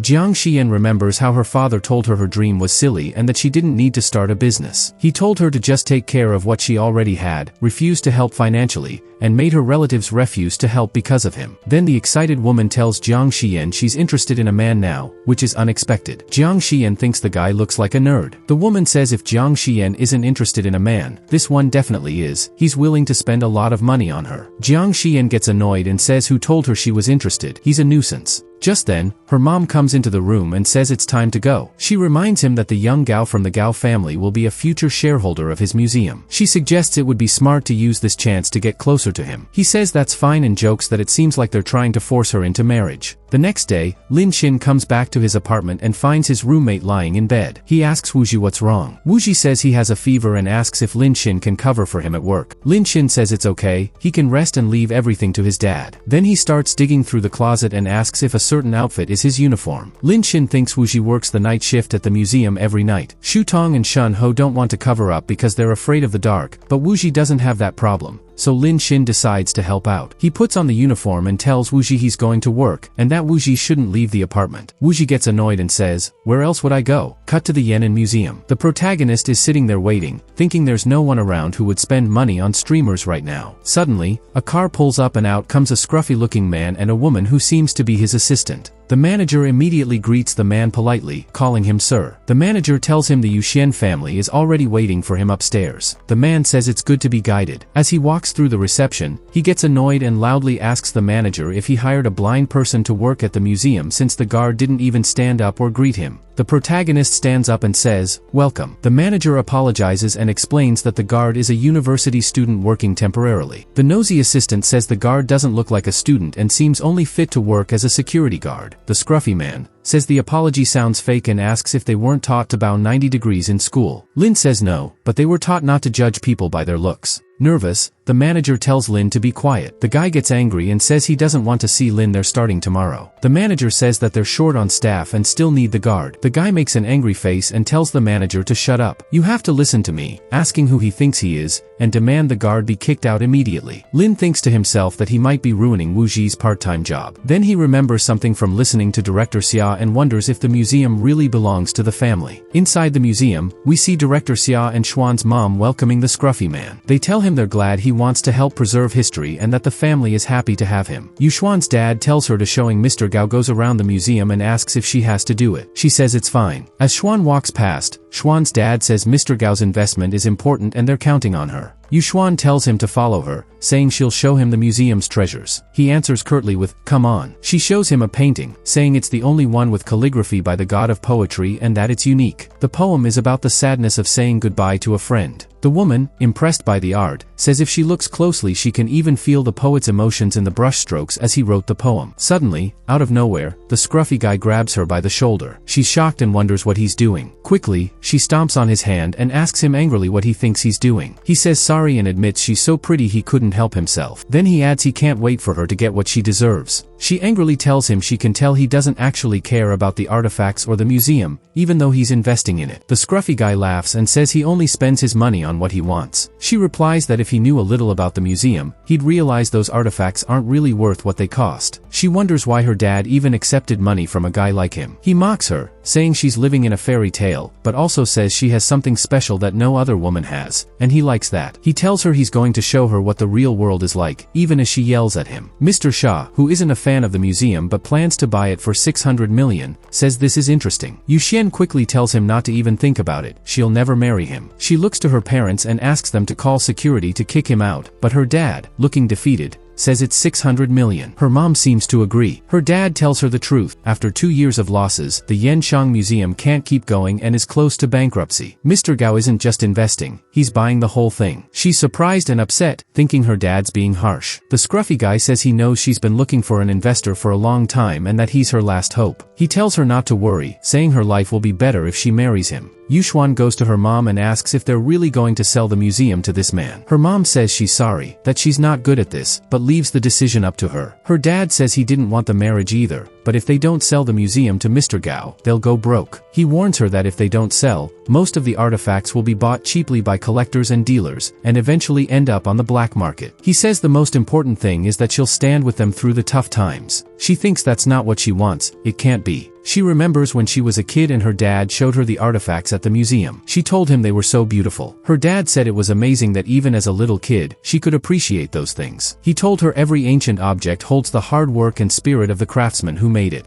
Even though these objects are different, they're all priceless. She admired those relics and felt like she could almost see the craftsman working on them. She also remembered how older men talked about these things like they were just business, saying rich people don't respect history and only care about money and profit. She remembered how some people tried to impress her with money, thinking it can buy anything. But she always believed there are many things money just can't buy. Still, facing reality now, everything feels so fragile and uncertain. The scruffy guy tells her not to worry and says he'll treat her well after they get married. He even promises that if she gives him a child, he'll buy her another museum. She thinks about everything, the museum and all, and finally agrees, saying she understands. Her selfish parents are happy to hear her decision. Her clueless dad says their sweet daughter has grown up and tells her to go sign the contract now. The manager puts the contract on the table and says that once both sides sign, the contract becomes legally binding and can't be changed. The clueless dad says Mr. Gao is very generous and that Yu Xian will be very happy with him. Her shameless mom tells her to go ahead and sign it, while the scruffy guy watches with a sly grin. She says she's going to sign, but as she tries, her hand shakes and she looks worried and upset, even shedding a few tears. She knows there's no going back. Right then, someone suddenly bursts in and causes a scene. It's Lin Xin. He says he heard someone wanted to buy the museum and asks if that's true. Yu Xian is a bit surprised, wondering if it really is Lin Xin. The scruffy guy recognizes him and calls him a stinky troublemaker, telling security to get him out. The manager tells the scruffy guy that Lin Xin actually works as a security guard and is the only one on duty at night. The scruffy guy complains and tries to kick him out, but Lin Xin slaps him and knocks him to the ground. Lin Xin says, "You asked for it." The scruffy guy, missing a tooth, yells at Lin Xin, calling him names and threatening to sue him and send him to jail. But Lin Xin doesn't care and goes over to Yu Xian, gently wiping her tears. This surprises her. Her parents ask if she knows this man. She says his name is Lin Xin and that he was her classmate. Her dad asks if he's really her classmate and says a guy his age should focus on school, not drop out and become a security guard. Then, not fully understanding the situation, her dad says he'll let it go for now, but Lin Xin should apologize to Mr. Gao and make up for what happened. Meanwhile, Lin Xin looks at the contract and then tears it up, leaving everyone stunned. The clueless dad even falls to the floor and asks what he's done. Lin Xin quickly says he's offering 1 billion for the museum. The scruffy guy laughs and mocks him, saying that's nonsense. How can a simple security guard have that much money? If he really bought it, he'd eat dirt. Lin Xin says he's heard that before, and the last person who said it lost and got nothing. He doesn't believe those kinds of jokes anymore. Yu Xian's mom asks if her classmate is really rich. The scruffy guy takes out his phone and makes a call, telling someone there's a troublemaker at the Yanshang Museum and to send people over right away. While this is happening, Yu Xian wonders why Lin Xin is even here. He shouldn't be involved. Her clueless dad steps in, more curious than anything, and says that since Lin Xin is here because of Yu Xian, he won't complain if Lin Xin can guarantee 1 billion. The first payment must be at least 500 million, and then the Yanshang Museum and Yu Xian will belong to him. He adds that if Lin Xin can't pay, they'll stick to the original plan, and Mr. Gao will have to pay 600 million with an initial payment of at least 100 million. Then everything will belong to him. As they say all this, Yu Xian looks down, feeling like she's being sold like an object, and even worse, by her own father. Then the manager hands the new contract to our main guy, saying it's basically the same as before, just the name and the amount have changed. The main guy thinks the contract is pretty straightforward. It's basically just 4 words, "Buy my daughter." The scruffy guy tells him not to even think about it, saying he can claim he has no money and should just leave, because his men will be coming soon, and they won't stop until they've caused some serious trouble. Lin Xin ignores him. Yu Xian feels really upset because it seems like they're treating her like an object, and all of this feels strange and frustrating. Suddenly, he notices something happening and starts reading the writing on the painting on the wall. Then he says the artifacts here have a special power, which surprises everyone. Lin Xin quickly says he wants to change the contract and tells the manager to update it. But the manager says he can't change the contract. The clueless dad says it doesn't seem right and insists they won't accept paying a cent less. The main guy explains he only wants to pay the 1 billion to buy the museum. The artifacts aren't included in that price. This shocks everyone because those paintings, calligraphy, and artifacts are priceless and can't be measured in money. Even Yu Xian is surprised but agrees with him. So, those artifacts will still belong to the Yu Xian family. He says he respects those artifacts and that the right to use the museum and handle the artifacts should stay with her. As for him, he'll be the biggest shareholder with the final decision-making power. Yu Xian will be the official owner of the museum and will sign the contract for him. Then he tells her if she ever needs money for the museum, she can just call him. And if she ever has any personal problems, she can call him too. He comments on how much he likes and respects Yuxian. Then he swipes his card, and the payment of 1 billion is successfully made. Everyone else looks shocked because they realize he paid the full amount right away. The scruffy guy wonders just how rich he really is if he can spend 1 billion like it's nothing. Yuxian asks why he's doing all this. He turns around with a smile and asks if she forgot that he said he was going to buy all the artifacts in the country. He says these artifacts are treasures that belong to the people, and they shouldn't be sold commercially. The scruffy guy gets angry, slams his hand on the table, and says that the main guy just bought the Yangxian Museum, and that museum's collection alone is worth over 500 million. He still talks about wanting to bring back artifacts from all over the world. He challenges the main guy to go to the auction in Japan next month, where the country hasn't had any paintings for 5 years, including famous works like thousands of mountains and rivers, and a crystal statue of the goddess of mercy. Each piece is worth over $1 billion.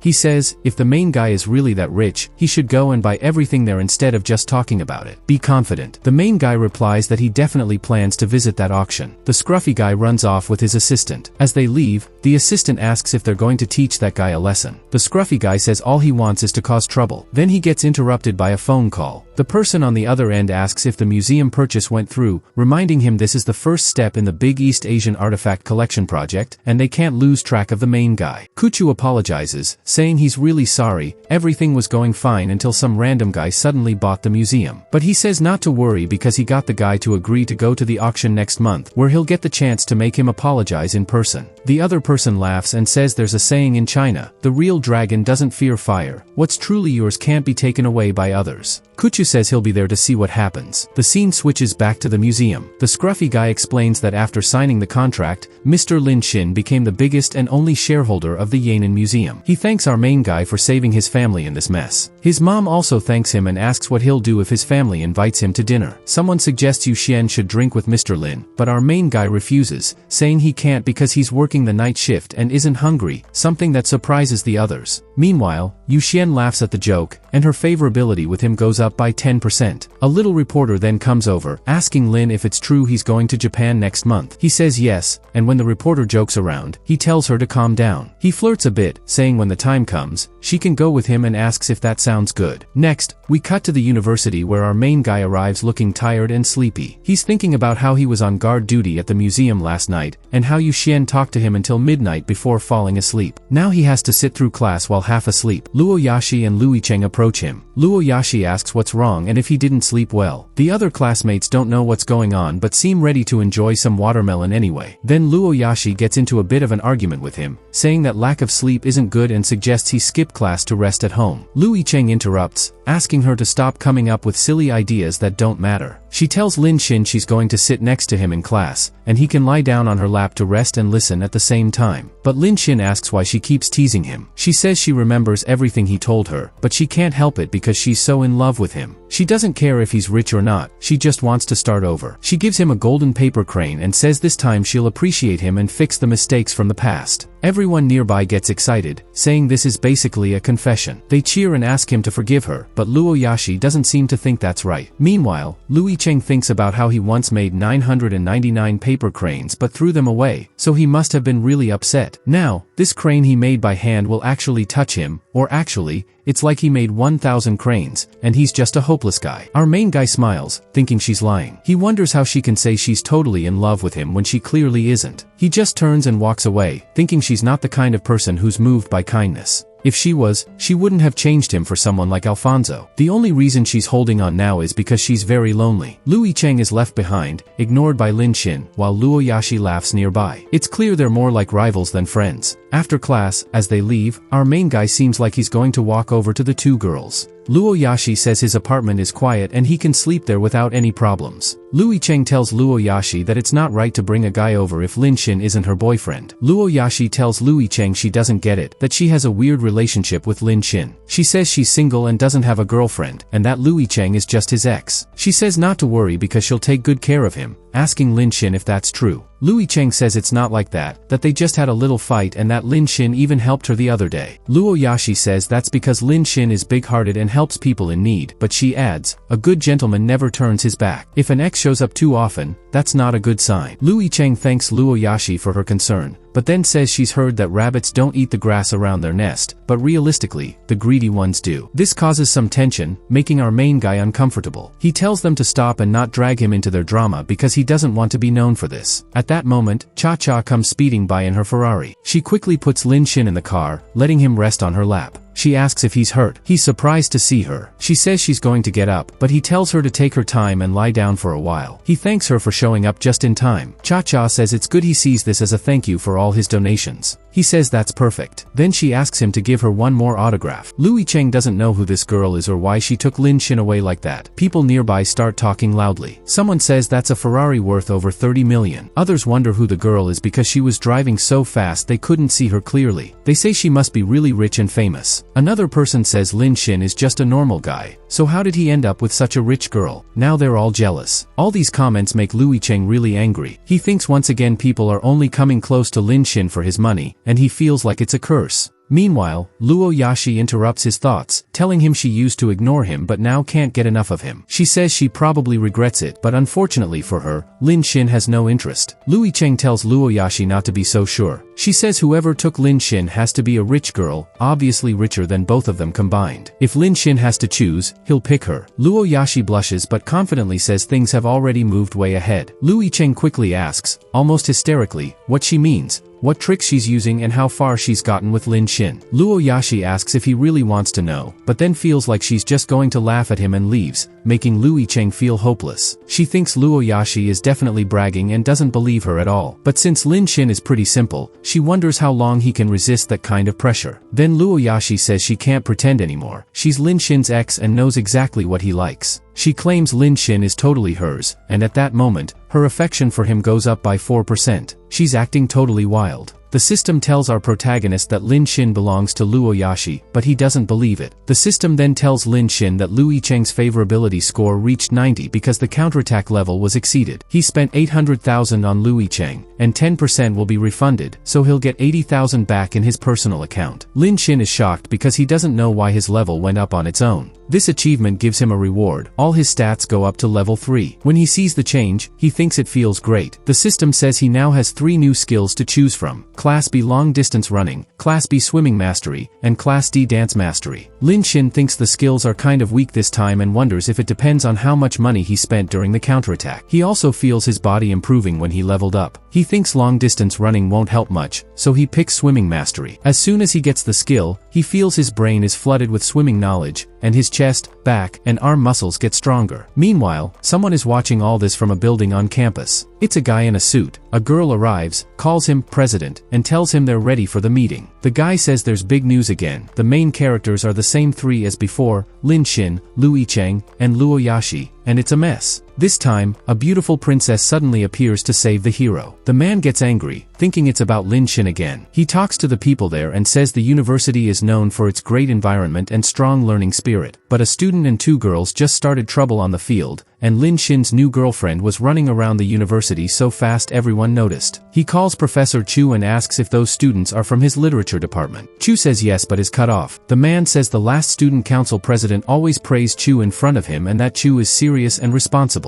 He says he has high hopes for him. Chu bows and thanks the president for the kind words. The man says Lin Shin's behavior has been unacceptable and he'll take action. He smiles and says the student council should support all students. If Lin Shin admits his mistakes, they'll help him fix them. Lin Shin promises not to break the rules again and says he'll reach his goal. The man says he'll start immediately. The next day, at the campus pool, our protagonist's friend tells him the student council really went too far. They made him clean the pool for the whole semester. Lin Shin smiles and says the rules are there for safety, and since he already broke them, and besides, his friend was speeding, it seems fair enough. He adds that the punishment isn't that bad. Then, in a laid-back mood, they start checking out the girls swimming in the pool. At that moment, a girl tells her friend Xiaoyu that she has a great figure. Xiaoyu replies that she shouldn't even touch her, for goodness sake. Then, she quietly tells her friend that there's a boy who's been chasing her for a long time, but she doesn't care and asks what the point is. Her friend asks what kind of guy she would like. Xiaoyu answers that she wants a boy who can swim faster than her. Her friend is surprised and says that's impossible because Xiaoyu is a national-level swimming athlete and has even competed in regional contests. No one at their university can swim faster than her, so it's probably better if she just says she doesn't want a relationship. Meanwhile, our main guy is cleaning the pool deck. The girls nearby ask if that's Lin Shin because rumors say he's become really popular lately and has a lot of girls around him. Xiaoyu hears this and thinks he's just another boring guy. Suddenly, Xiaoyu gets a cramp in her foot. She can't believe it since she did a good warm-up. She tries to ask for help, but she's already sinking and starts kicking in the water. Her not-so-helpful friends just say she's doing great, cheering her on like she's diving or rowing too much, wondering if she might actually drown. But out of everyone watching, our protagonist is the only one who notices the danger. He jumps in quickly because it looks like Xiaoyu is drowning. Remember,